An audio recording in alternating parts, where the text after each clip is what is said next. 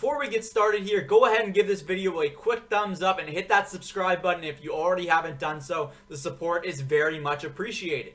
Kyle Dubas and the Toronto Maple Leafs waved a white flag this offseason after building a one-dimensional hockey club and figuring out that this would not work in the modern-day NHL. There is no doubt that the Leafs have the top-end skill to compete with any other team in the National Hockey League, but it was time that they filled out their roster with some size and grit, and that's exactly what Kyle Dubas did this offseason. The Leafs GM went out and signed veteran forwards Joe Thornton and Wayne Simmonds, and also beefed up their back end with the addition of Zach Bogosian, who just won a Stanley Cup with the Tampa Bay Lightning.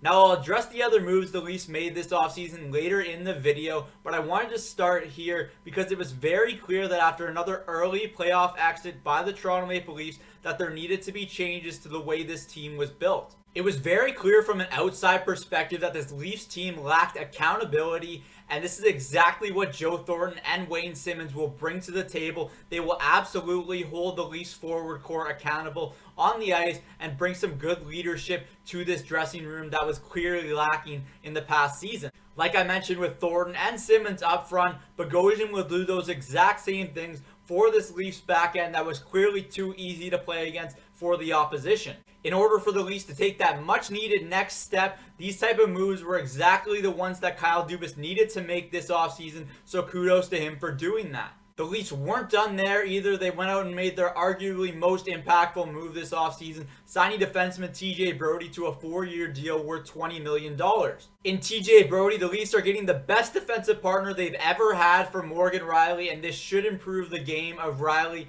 as well as giving Brodie a stable partner to play with in the Leafs' top 4. The Leafs also went out and signed Finnish free agent defenseman Mikko Lehtinen, and to me, he's the real wild card of this Leafs defensive core. I could see him anywhere from the bottom pairing to entering that top 4 as soon as the middle of next season.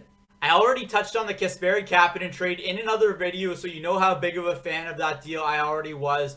But with the Andreas Johnsson deal this offseason, I wasn't as big of a fan, although I do think Joey Anderson addresses the need that the Leafs have in their bottom 6. I just think they could have got more value for Johnsson on the trade market. Maybe the Leafs were okay losing a trade like this because they got the player they wanted. I just don't see that big of a difference between Johnsson and Kapanen, but there was a huge difference in the value they got in return for those players. The Leafs also went out and signed Jimmy Vesey to a 1-year contract. This is the type of player that could add some more skill to the lineup that they lost in the Johnsson and Kapanen trades, and I think it's a good gamble for the Leafs to take. You might not think this Leafs team improved on paper, but that's not what they set out to do this offseason. Overall, when you look at this Leafs offseason, the first thing you might think is they might not look better on paper, but that's not what's going to matter to this club.